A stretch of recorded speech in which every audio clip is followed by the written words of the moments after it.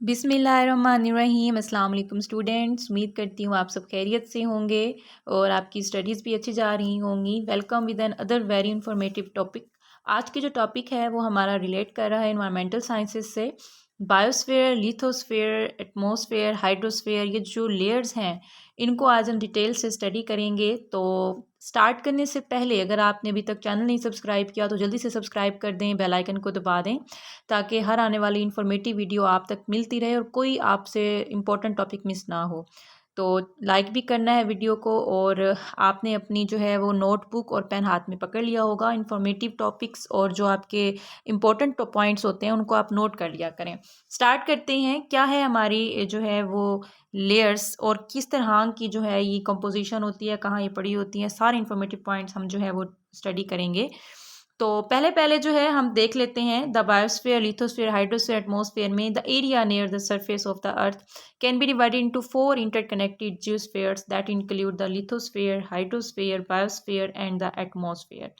Understanding of the sphere in this situation means to surround. अगर हम sphere की बात करें जिसका मतलब होता है सराउंड करना या इनकैम्पेस करना। The flowing help us understand the mean of the four spheres. There are main four spheres होती हैं। First is lithosphere. लिथोस्फेयर का मतलब लिथो रेफर टू रॉक्स या minerals, hydro refers to water, biosphere bio means life and atmosphere atmo refer to the stream on the vapour that contains actually gases. तो आपको समझ आ गई होगी, इन 4 layers को हमने डिटेल से स्टडी करना है और इंपॉर्टेंट पॉइंट्स भी मैं आपको साथ साथ बताती जाऊंगी। स्टार्ट करते हैं।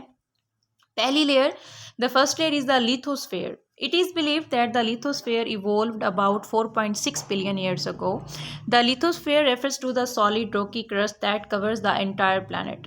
This solid rocky crust is composed of a number of different rocks that have been grouped into 3 categories based on how they are formed. These 3 groups include the metamorphic rocks, igneous rocks, and the sedimentary rocks. तो lithosphere हमारा अर्थ का वो part होता है students जो कि ज़्यादातर solid part पर कंसिस्ट होता है, जिसको हम रॉक की पार्ट बोलते हैं या क्रस्ट बोलते हैं। एक्चुअली हमारे इसमें सारा लैंड मैस आ जाता है, रॉक्स वगैरह आ जाती हैं और रॉक्स को हम जो है 3 मेन ग्रुप्स में डिवाइड कर देते हैं। मेटामॉर्फिक रॉक्स होती हैं, इग्नियस रॉक्स होती हैं और सेडिमेंट्री रॉक्स होती हैं। सबसे पहले पहला जो रॉक बनती है that is igneous rock. Igneous rocks are formed by the cooling of the hot molten rock also known as the magma. When the magma cools, it becomes hardened, meaning once it has fully cooled, it creates what is known as the igneous rock. Igneous rock के बाद जो दूसरी rock हमारी बनती है दूसरे number पे वो होती है sedimentary rocks. Sedimentary rocks are formed from pre-existing rocks. When the rocks erode and mix with the other dirt, clay and particles, then they settle together and mix together to form the sedimentary rocks. And जो हमारे पास फिर एक और भी rock होती है जिसको metamorphic rocks बोलते हैं। मेटामॉर्फिक, मेटा मीन्स होती है मेटामॉर्फिक, एक्चुअल हम बोलते हैं चेंजिंग्स को। ठीक है, तो जैसे हम मेटामॉर्फोसिस का प्रोसेस भी देखते हैं कि जब अगर हम एम्फीबियंस के केस में पर्टिकुलर देखें तो वो लार्वा से एडल्ट बनता है with the process of metamorphosis. तो metamorphic rocks are actually changed rocks, they are found by the heat और the pressure from the pre existing rocks. तो आप लोगों को स्टूडेंट्स क्लियर हो गया होगा।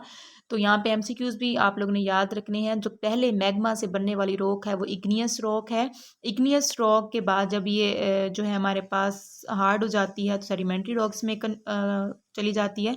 सेडिमेंट्री रॉक्स में जब एक्चुअली तब बनती है जब ये इसके साथ डर्ट वगैरह, रोड वगैरह मिक्स हो जाते हैं और देन फिर इसकी शेप मज़ीद चेंज हो जाती है और अब वो क्या बन गई है, मेटामॉर्फिक रॉक बन गई है जब इसके अंदर मज़ीद जो है हीट उसको दी जाती है या प्रेशर उसको दिया जाता है। तो आई थिंक आपको ये रॉक्स की जो है वो टाइप्स क्लियर हो गई होंगी। Lithosphere includes a various number of different landforms such as the mountains, valleys, rocks, minerals, and soils. The lithosphere is constantly changing due to the forces and pressures such as the sun, wind, ice, water, and the chemical changings.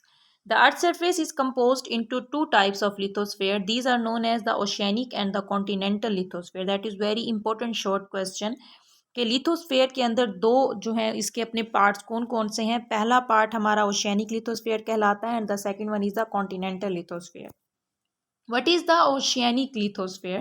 Oceanic lithosphere includes the uppermost layer of the mantle, which is topped with a thin yet heavy oceanic crust. This is where the hydrosphere and the lithosphere meet.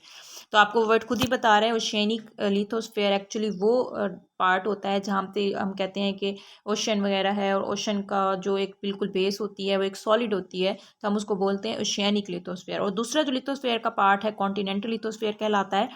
The continental lithosphere includes the uppermost layer of the mantle, which is topped with a thick yet light continental crust. This is where the atmosphere, biosphere, hydrosphere meet the lithosphere. यहाँ पर आगे जाकर मैं आपको जो है diagrammatically भी दिखाती हूँ। ये देखें, here is a diagram that is showing the two parts of the lithosphere. First is the oceanic crust and the second one is the continental crust. Oceanic crust आप देख सकते हैं ओशन के बेस पे जो आपको ये नज़र आ रही है, that is oceanic crust, and continental crust आपको ये सॉलिड सा पार्ट नज़र आ रहा है, that is actually contain the biosphere, atmosphere, hydro, ये वाली लेयर जो है इनकी आपको भी मैं आगे आके बताऊंगी। तो आप लोगों को ये डिफरेंस क्लियर हो गया होगा, और आपने शॉर्ट क्वेश्चन के लिहाज से भी याद रखना है कि अगर हम लिथोस्फेयर की टाइप्स देखें तो दो तरह की टाइप्स होती हैं, एक ओशियानिक क्रस्ट होती है, दूसरी कौन सी होती है, continental crust. The next layer we are going to discuss, that is the hydrosphere. As the name shows, hydrosphere refers to the most important resources, which is actually water. The hydrosphere includes all forms of water in the Earth's atmosphere. The forms of water include things such as the oceans, lakes, rivers, snow and glaciers, water underneath the Earth's surface, and even the water vapor that is found in the atmosphere. The hydrosphere is always in motion as seen through the movement and flow of water in the rivers, streams and the oceans, like beach के अंदर हम देख सकते हैं। Plant and animal organisms rely on the hydrosphere for their survival as the water is essential.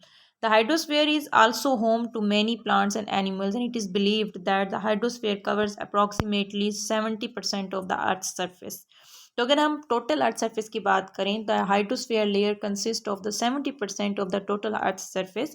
70% जो है वो hydrosphere जो है वो कवर करता है, और इसके अंदर भी हाइड्रोस्फीयर के अंदर आप देख सकते हैं वो तमाम वो वाला एक इन्वायरमेंट या वो एक एरिया जो वाटर पे कंसिस्ट होता है हाइड्रोस्फीयर कहलाता है।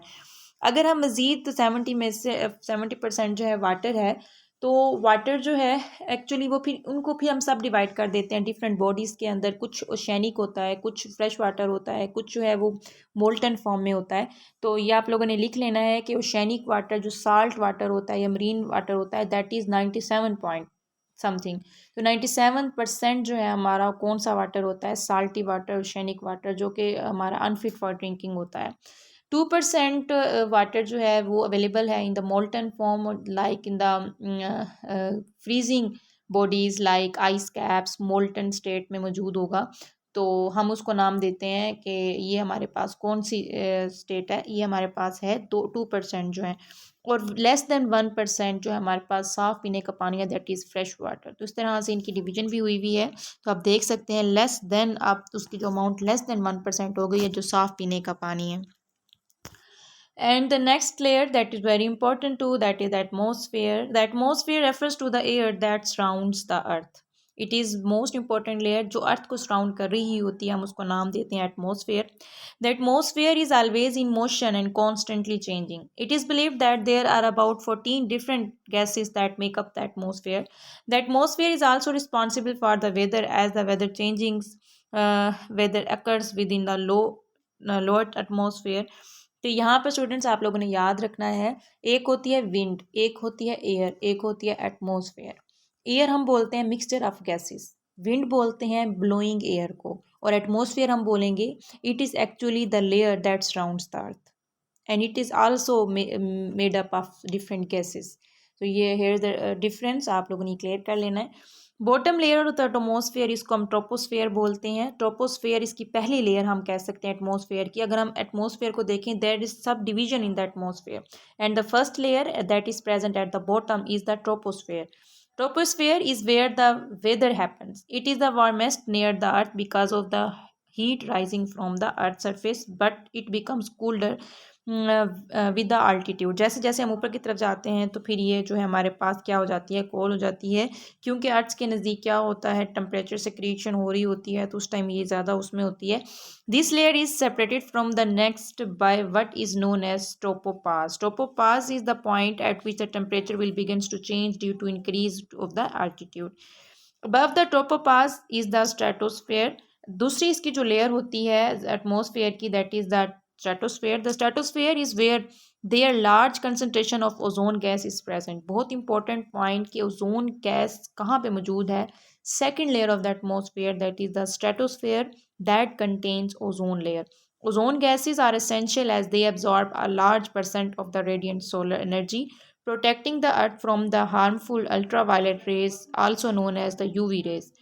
The coldest of the sphere is known as the mesosphere, that is where the water vapors often freezes to create cloud are purely made of ice. The mesosphere is separated from the thermosphere by the mesopass. अगर हम पास की बात करते हैं वो and point होता है जहाँ पर वो लेयर्स खत्म हो रही होती है. जैसे कि ट्रोपोस्फेयर की लेयर कहाँ खत्म हो रही होगी, ट्रोपोपास पे खत्म हो रही होगी. मीजोस्फेयर की लेयर कहाँ खत्म हो रही होगी, मीजोपास पे खत्म हो रही होगी. तो इस तरह से आप लोगों ने याद रख लेना है. Topmost layer is known as the thermosphere, that is where many satellites circle the Earth.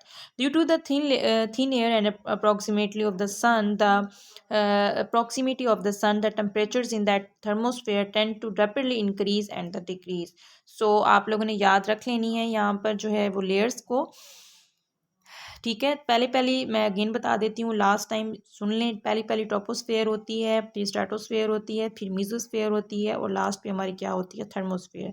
और उससे भी लास्ट पे फिर होती है एक्सोस्फेयर, और लास्ट पे हमारी एटमोस्फेयर कंसिस्ट होती है. बायोस्फेयर क्या है? The biosphere is the layer of the planet Earth where life exist. जहाँ पर लाइफ रह रही है, एग्जिस्ट कर रही है, that is actually biosphere. This layer ranges from the heights of the up to 10 kilometers above the sea level, used by some birds in flight depths of the ocean, such as the Puerto Rico Trench, as more than the 8 kilometers deep. There are extremes भी हमारे पास होती हैं. However, in general of the layer, however जब general हम layers की बात करते हैं जो कि लाइफ रखती है वो थिन है. The upper atmosphere has little oxygen and very low temperature where the ocean depths greater than 1000 meter are dark and cold. Biosphere is composed of all living organisms including plants and the animals. It is believed that all life exists in the biosphere. तो हम biosphere को अगर हम define करना चाहें तो हम कैसे डिफाइन करेंगे? ये वो जगह होती है जहाँ पर तमाम प्लांट्स और एनिमल्स जो है वो रह रहे होते हैं. Most of the living organisms are found from up to 3 meters below ground to 30 meters above it, and also to the 200 meters of the ocean and the seas. The biosphere is unique so far. There has been no existence of life elsewhere in the universe.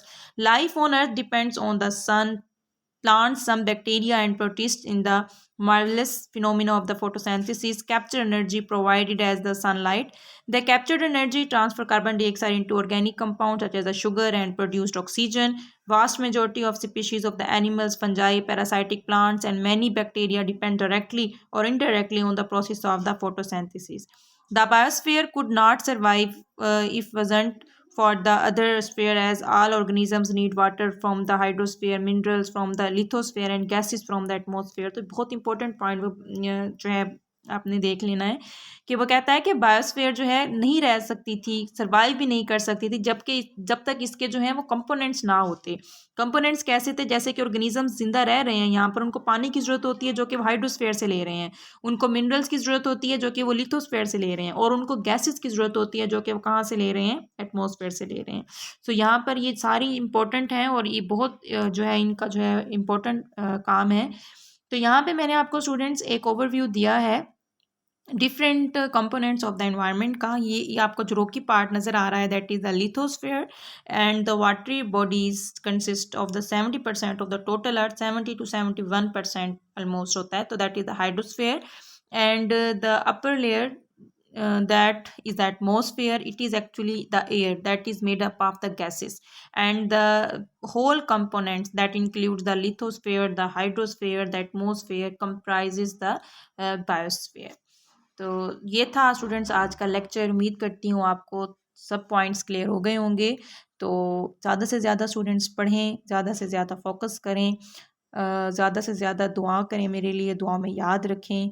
और जो है मिलते हैं next बहुत informative video के साथ. तब तक अपना ख्याल रखें, खुश रहें, पढ़ें और जो है अच्छा काम करें, हैप्पी रहें. अल्लाह हाफिज़.